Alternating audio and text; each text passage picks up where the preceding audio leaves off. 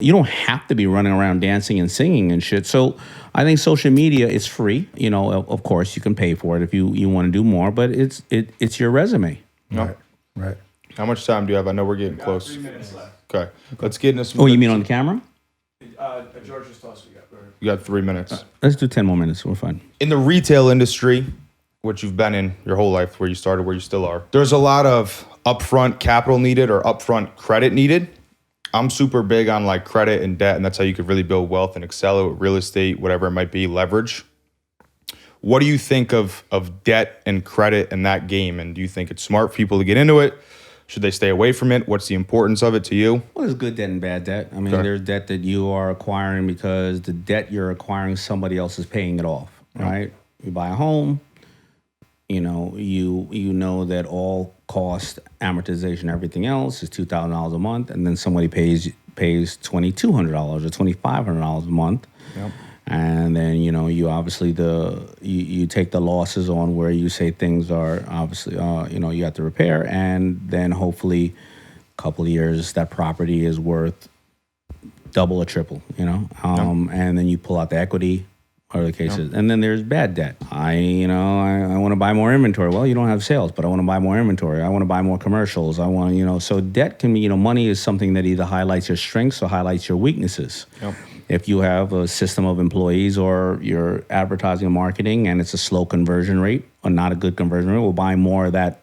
It's just going to highlight a poor conversion rate. Yep. Right. Yep. So, yeah, credit is the way that the world works. It is something you cannot live without. Credit is needed. So it's how you do it. I mean, money is just a tool. It's a pretty simple tool. Numbers don't lie, so you got to figure it out. What do you think of the market right now? The whole economy, everything. I know there's inflation, there's the interest rates, there's real estate, there's everything. What do you think of it right now? What do you think's as happen? a whole? In what? Like, what do I think about what? Well, I want to know where you think a safe place to put your money is right now. Yeah, I guess. What's your advice on what you would do then? My personal advice is the stock market. Yeah. Okay. Yeah. Buy while it's on sale. Buy while it's on sale. You're right. Which it is right now. You think it's going to go lower? Or you think it's bottoming out right now? I don't know, but I got to tell you, I'm going to give you my fine print. Everything I thought about the pandemic, every call that I've made, 70% of the time I was wrong. So I'm not sure if you want me to give any advice. We are not a financial Stick advisor. to the business. Right. But again, like you said, right, a lot of mistakes. But the 30% I was right. That way surpasses the losses, right? Happy to hear. So if you want, I always tell people, just have common sense when it comes to the market. The market is about 70 to 80% of the market trades are really ran by bots. Yep. They're ran by algorithms and bots. If we're at a point where gas is at all-time high, electric cars are great, and Tesla can't keep up production, and Tesla is 60% off, well, I think that's pretty obvious what you should do. Yep. Super down. If Amazon is split or Amazon is down, we're not going to just wake up tomorrow and say, we don't want boxes sent to our house. We're going to all just pack in the car and go to the mall. And if you think Amazon and all the companies they own, from Ring doorbell to Whole Foods, is just going to be out of business tomorrow, well, you're an idiot. Yeah. So if that's 50% off, well, if you put your money in it today and it just goes back, traditionally the market has come back in 16 to 18 months when it takes a strong dip like this. If you just put your money in it today, you will double your money, at least if it just goes back to where it was. Yeah.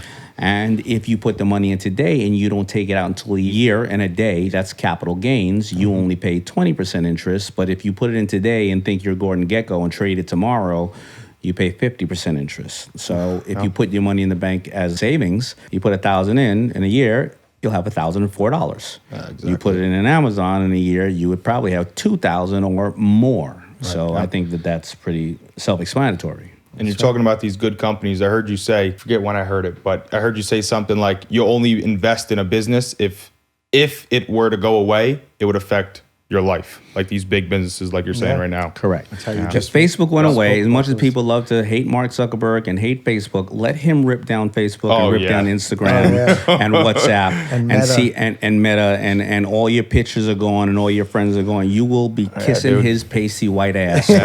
Give me my pictures back to open it back up, right? And with them being so connected and having almost 2 billion connections of all of us, that data and that information, and they're about acquiring companies, they ain't going nowhere. Yeah.